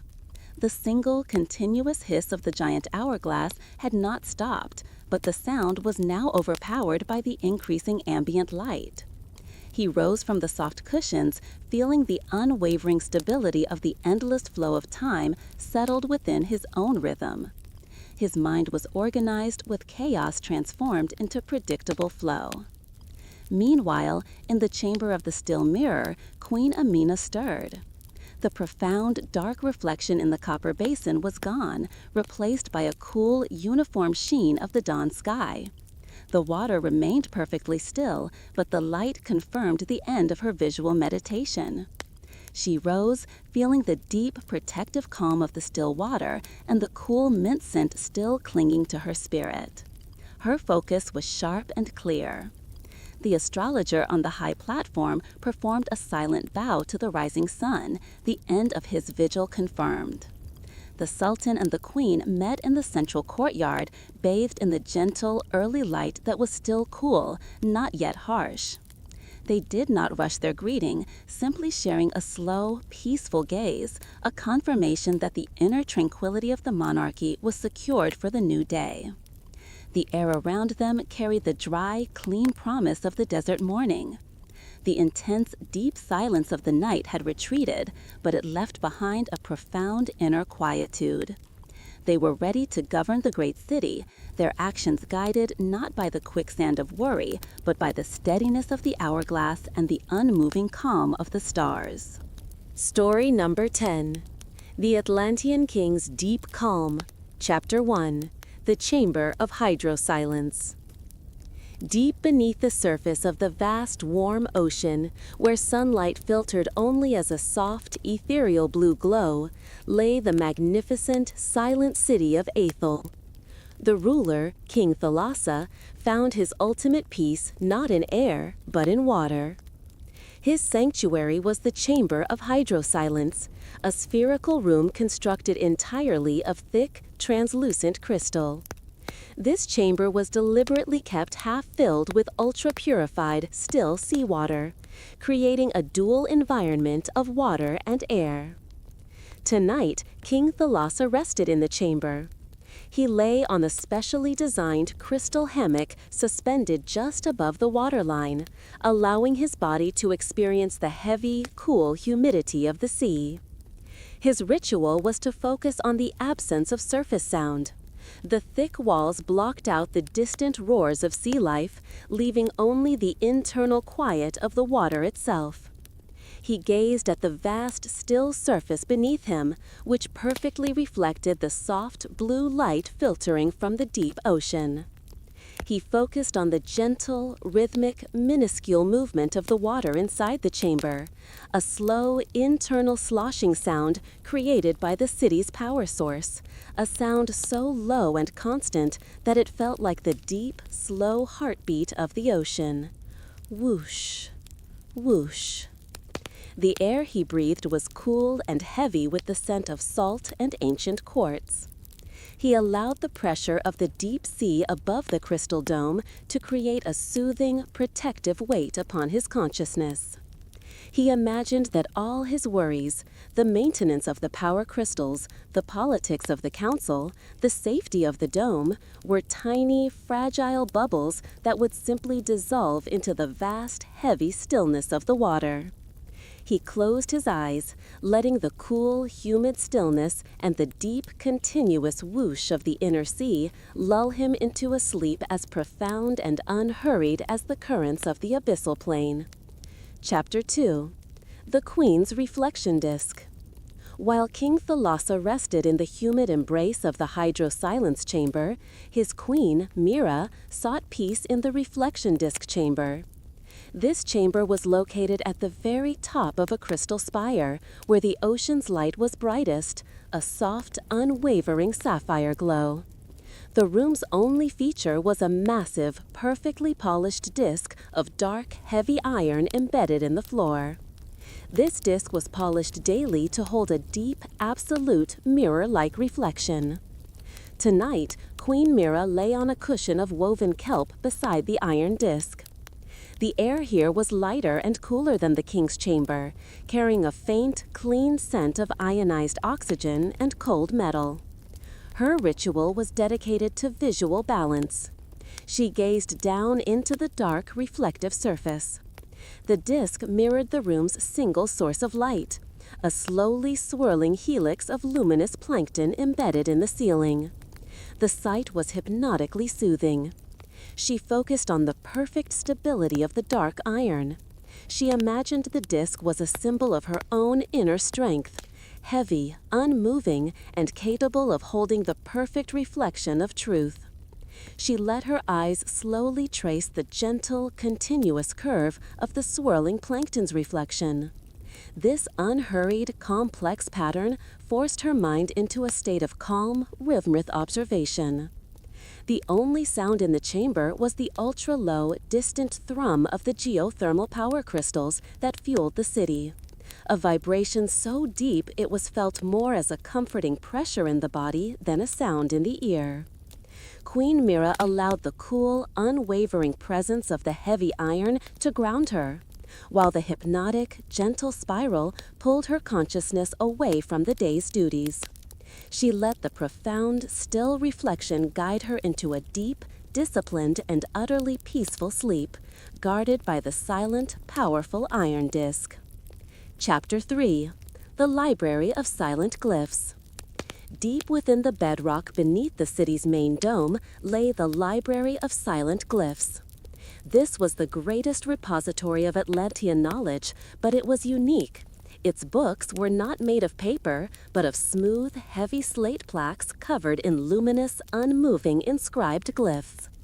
The chamber was kept in near total darkness, illuminated only by the soft, cool light emanating directly from the phosphorescent glyphs on the slate plaques.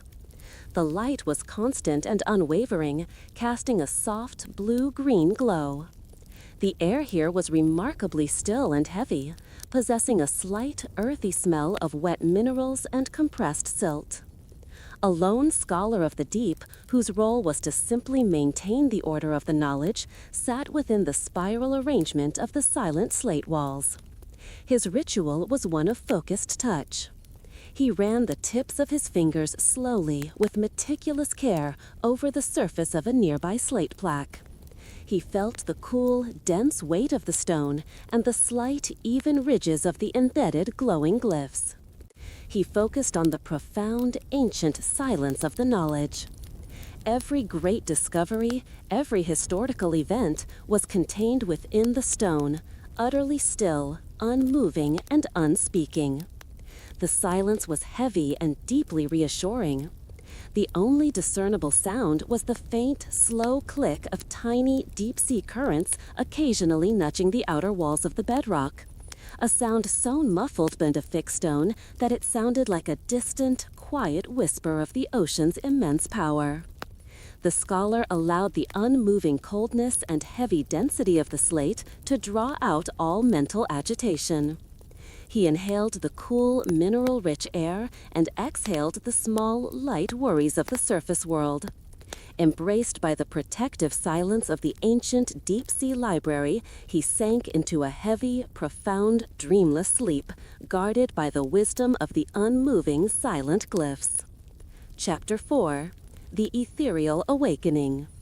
The deep, continuous quiet of the abyssal city began its slow, silent retreat.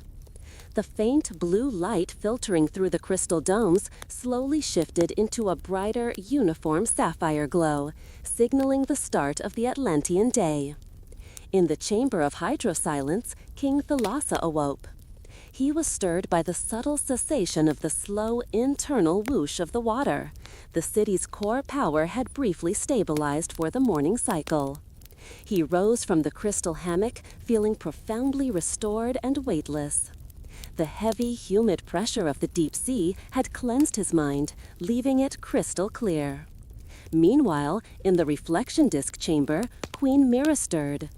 The swirling helix of luminous plankton above the iron disk had slowed its rotation to an almost complete stop. The perfect dark reflection on the iron was replaced by a bright, stable sapphire sheen.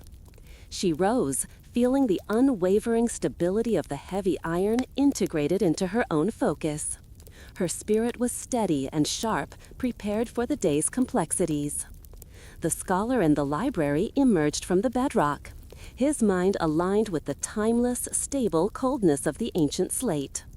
King Thalassa and Queen Mira met in the main hall.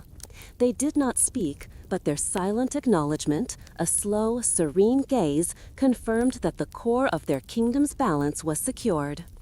The pressure of the deep sea still surrounded them, but now it felt like a protective, familiar embrace. The king and queen were ready to navigate the vast, complex city, their leadership grounded not in urgent command, but in the deep, unhurried calm learned from the internal sea and the unmoving iron disk. Story number 11. The Lemurian King's Crystal Rest. Chapter 1. The Chamber of Zero Resonance. Deep within the lush, ancient, eternally warm jungle heart of the forgotten continent of Lemuria stood the silent capital city of Shanti. The ruler, King Adara, maintained the city's peace through profound personal stillness. His sanctuary was the Chamber of Zero Resonance, a small, circular room built entirely of massive, single-cut amethyst crystals. These crystals were naturally tuned to absorb all sound waves and vibrations, creating a space of near-absolute clinical silence. Tonight, King Adara lay upon a low pallet woven from fragrant, sun-dried jungle flowers. The air was warm, slightly sweet, and intensely still and pressure-heavy. His ritual focused on tactile stillness. He lay perfectly motionless, his hands resting on his chest, palms facing up. He focused entirely on the unyielding, cool pressure of the amethyst crystal floor beneath his pallet. This intense coldness was grounding, contrasting with the warm air. The silence here was so complete that Adara could hear the faint, slow sizzle of the bioluminescence within the amethyst walls, a tiny, internal biological sound that was his only acoustic anchor. He allowed the profound, heavy stillness of the chamber to settle upon him like a dense, warm fluid. He imagined that the cool, sound-absorbing crystals were filtering his mind, removing every restless thought and every external echo, leaving behind only the pure, neutral core of his being. He breathed slowly, deeply, allowing the heavy, silent air to fill his lungs without effort. He let the steady, internal sizzle of the crystal's light be his final focus. King Adara, embraced by the perfect crystalline stillness, sank into a deep, pure, and utterly quiet sleep, protected by the soundless heart of Lemuria. Chapter 2. The Queen's Pool of Inner Stillness. While King Adara sought absolute silence in the amethyst chamber, his queen, Maya, found her peace through controlled reflection at the Pool of Inner Stillness. This pool was situated in a roofless courtyard, shielded by high walls woven from dense, fragrant jungle vines that absorbed all lateral sound. The pool itself was a shallow basin of black volcanic stone filled with pure rainwater. The water was treated with natural oils, making its surface exceptionally smooth and heavy. Tonight, Queen Maya lay on a low bench carved from cool, dark basalt. The air was intensely humid, warm, and smelled sweetly of exotic tropical orchids that bloomed only at night. Her ritual focused on perfect visual clarity. She gazed intently at the pool's surface. The water was so heavy and still that it perfectly reflected the deep, clear darkness of the night sky, making the entire pool look like a solid, dark sheet of glass. She focused on maintaining this perfect stillness. She imagined her own thoughts were tiny potential ripples. The slightest mental distraction would instantly distort the reflection. This required absolute, gentle concentration. The only sound was the slow, thick drip of condensation falling from the vine walls onto the damp moss surrounding the pool. Drip, drip, drip. The sound was so predictable and uniform that it became an anchor, marking the unhurried passage of time. Queen Maya allowed the humid warmth to relax every fiber of her being. She used the unwavering reflection as a mirror for her consciousness, ensuring her inner self was as smooth and undisturbed as the pool's surface. With profound, soft focus, she let the heat, the scent, and the steady, quiet drip lull her into a deep, perfectly clear, reflective sleep. Khub bhalo, king আদারা এবং রানী মায়ার শান্তিদায়ক পর্বের পর এবার চলুন লেমুরিয়ার জ্ঞানের উৎস এবং তার খানকার নিস্তব্ধতার গভীরে মনোযোগ দিই। The Temple of the Silent Scrolls. এটি হবে The Lemurian King's Crystal Rest গল্পের তৃতীয় পর্ব। Tayano Chapter 3. The Temple of the Silent Scrolls. Far beneath the jungle canopy, in a naturally occurring cavern lined with smooth, cool basalt, lay the Temple of the Silent Scrolls. This was the ultimate repository of Lemurian history and philosophy, dedicated to the principle that true wisdom is silent. The temple was lit solely by hundreds of slow-burning, oil-soaked river stones placed along the floor. These stones gave off a faint, warm, reddish-gold light that barely pierced the darkness. The air was dry, cool, and smelled strongly of ancient paper and dry herbs. A lone elder sage, the keeper of the temple's quietude, sat in the center. His ritual was one of auditory negation. He did not read the scrolls. Instead, he listened to the total absence of sound. The thick basalt walls blocked out the sounds of the jungle and the city, leaving a silence so profound it felt like a physical pressure in the ear.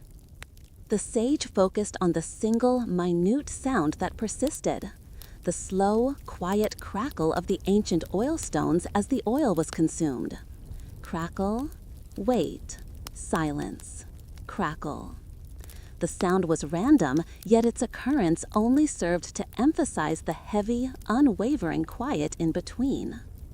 He imagined that all the knowledge contained in the hundreds of scrolls surrounding him, every word ever written, was now perfectly silent and at rest. This stillness of vast potential wisdom was his anchor. He allowed the cool, unwavering stability of the basalt floor to ground him. He inhaled the dry, cool air and exhaled the chaos of the outside world. Embraced by the protective pressure of the silence and the slow, sporadic crackle of the firestones, the elder sage sank into a heavy, deep, unburdened sleep, sustained by the enormous quiet of contained knowledge. Chapter 4. The Return of the Gentle Warmth. The profound, crystalline silence that shielded Shanti began its slow, subtle departure. The deep, dark night slowly yielded to the first soft, golden light filtering through the thick jungle canopy. In the chamber of zero resonance, King Adara awoke. He was stirred not by sound, but by the gentle warming of the amethyst crystal floor beneath his pallet, the sign that the sun's energy was reaching the continent. He rose, feeling completely purified and spacious. The absolute silence had cleansed his mind, leaving behind pure peace. Meanwhile, at the pool of inner stillness, Queen Maya stirred. The surface of the pool, which had held the perfect reflection of darkness, now began to reflect the soft, blurred outline of the waking jungle. The water was no longer perfectly still, showing the slightest, most delicate internal movement. She rose from the basalt bench, feeling the unwavering steadiness of the water's surface ingrained within her own spirit. Her focus was calm and clear. The elder sage in the temple emerged from the cool basalt chamber, his mind aligned with the timeless, stable quiet of the ancient scrolls. The king and the queen met at the center of the silent city. They shared a long, peaceful glance, a silent confirmation that their inner balance, the foundation of the kingdom, was perfectly restored. The air now carried the warm, heavy scent of waking jungle and the distant, muffled sounds of life beginning its slow cycle. The profound, intense silence of the night had retreated, but it left behind a powerful inner quietude. They were ready to lead the ancient city, their authority grounded not in noise or force, but in the crystalline clarity of mind and the unflappable stillness of heart they found in the deep silence of Lemuria. Hey friends, thank you very much for staying with us for so long with your valuable time. If you want more stories like this, or if you want, then please subscribe to our Boring History for Delete channel 1,500 times and complete 2,000 likes on this video. And tell us in the comments how the story was or what kind of stories you like to hear. Next week, I will bring stories according to your comments. But don't forget to like and comment. I love you so much.